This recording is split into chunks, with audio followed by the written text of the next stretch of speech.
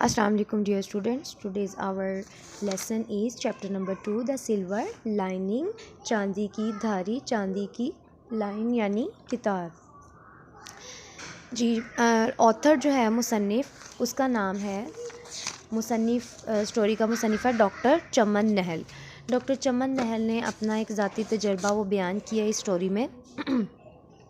वो कहते हैं कि हाल ही में मुझे तब पहाड़ी तफरीह गाहों पर एक गेस्ट हाउस में रहने का एक बहुत अच्छा तजर्बा हासिल हुआ। मेरे एक दोस्त ने जो है ना वहाँ पर मेरी जो है सिफारिश की थी और मुझे तमाम सहूलियात मुयस्सर करने के लिए उनसे गुजारिश की थी। जब मैं वहाँ पर पहुँचा तो मरकज़ी मुकाम जो था वो रिहाइश जो थी वो कहाँ थी, डाकखाने के नज़दीक, मार्केट के नज़दीक, बस स्टॉप के नज़दीक और फिर भी शोर गुल से अलग थलग थी। वहाँ के तमाम नज़ारे जो थे वो बहुत हसीन थे, खाना भी नहायत उम्दा था और देखभाल करने के लिए उनके जो मेज़बान थे वो बहुत अच्छे थे। उसके बाद मिसिज़ अहद वो उनकी जो थी अहद फैमिली उनमें उनकी मालिका मकान थी मिसिज़ अहद। उन्होंने पहुंचते ही ज़िम्मेदारी संभाली और उनके सामान की निगहदाश्त वगैरह की। उसके बाद फिर वो एक बच्ची से मिला जो कि उनकी बेटी थी। वो गूंगी बहरी थी, देख नहीं सकती, बोल नहीं सकती थी और सुन नहीं सकती थी। उसने उसको बुलाया लेकिन वो चली गई वहाँ से। उसके बाद उसके वालिदैन से उसने बच्ची के मुतालिक सवाल जवाब किए।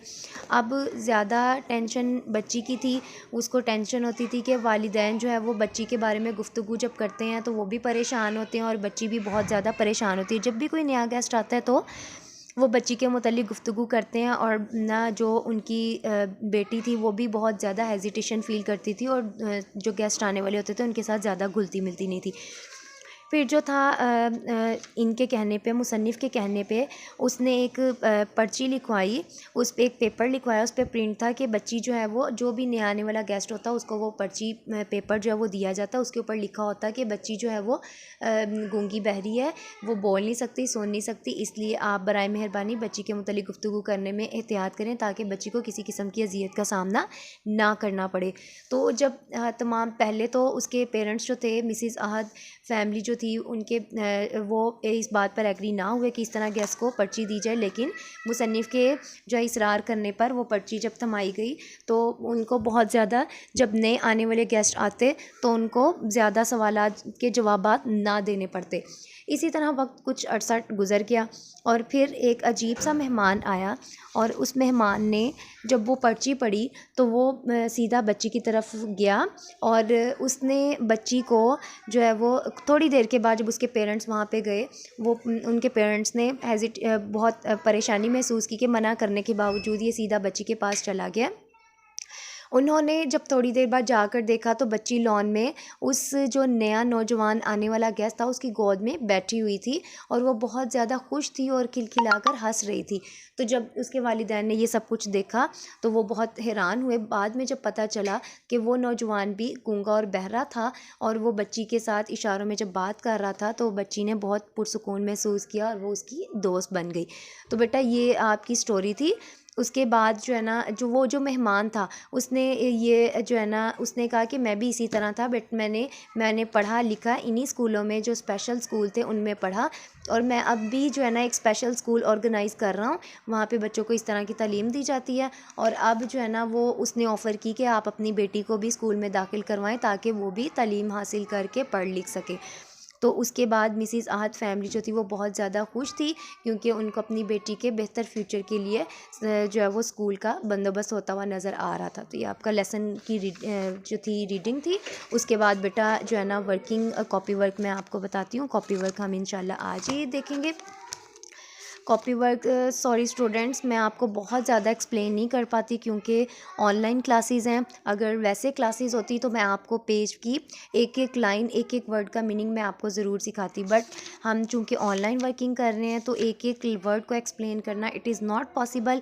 सो जो है ना मैंने आपको उसका मुख्तसर सा जो है वो थीम बता दिया स्टोरी का। अब बाकी कॉपी वर्क मैं आपको बता रही हूँ। वर्ड सिनोनिम है ambiguous. Ambiguous mean of double meaning, जो माना दोहरे मायने वाला। Anguish, anguish mean deep pain, गहरा दर्द। कंपेटिबल, इन अकर्ड विद, मुताबकत रखना, किसी चीज़ के साथ मुताबकत रखना। डिन, नॉइज, शोर। फ्लीटिंग, पासिंग रैपिडली, तेज़ी से गुजरना। स्वार्थी, डार्क इन कलर, गहरा रंग। ट्रेपिडेशन मीन अलार्म, घंटी। The translation is I discovered that, यहाँ से टू मी तक आपने करना है और इसकी ट्रांसलेशन है मैंने दरियाफ्त किया कि ये जगह बयान की गई तफसीलात से मुकम्मल मुताबिकत रखती थी, लेकिन ये मेज़बान थी ख़ास तौर पर और उसका शोहर और उनकी छोटी बेटी जो दर हकीकत मेरे लिए कशिश का मरकज़ साबित हुए। The next is answer the following questions. What does the author believe that it is difficult to assess the range and quality of human emotions. वो कहता है, मुसन्निफ़ कहता है कि कितना मुश्किल होता है जो इंसानी एहसासात हैं उनकी क्वालिटी और उनको समझना, इन सब को समझना कितना ज़्यादा मुश्किल होता है। Because it is usually not possible to tell what grieves people have by merely looking at appearance.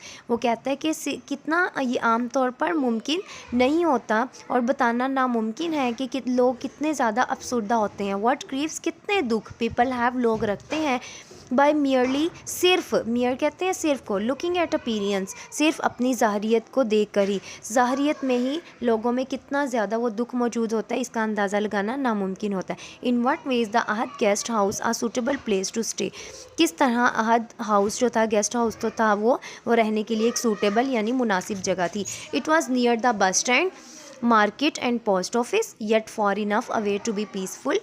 वो बस स्टैंड और मार्केट और पोस्ट ऑफिस के करीब थी, लेकिन ये फिर भी पुरसुकून जो है ना वो काफ़ी पुरसुकून जगह थी। व्हाट मेक्स द ऑथर से he felt as if he had known the family for years, क्या चीज़ जो है वो व्हाट मेक्स द ऑथर से ही फेल्ट, ऑथर मुसन्निफ़ क्या कहता है कि उसने क्या महसूस किया, as if he had known the family for years, कि वो इस तरह लगता है उसे जैसे वो फैमिली को कितने अरसों से जानता है, कितने सालों से जानता है।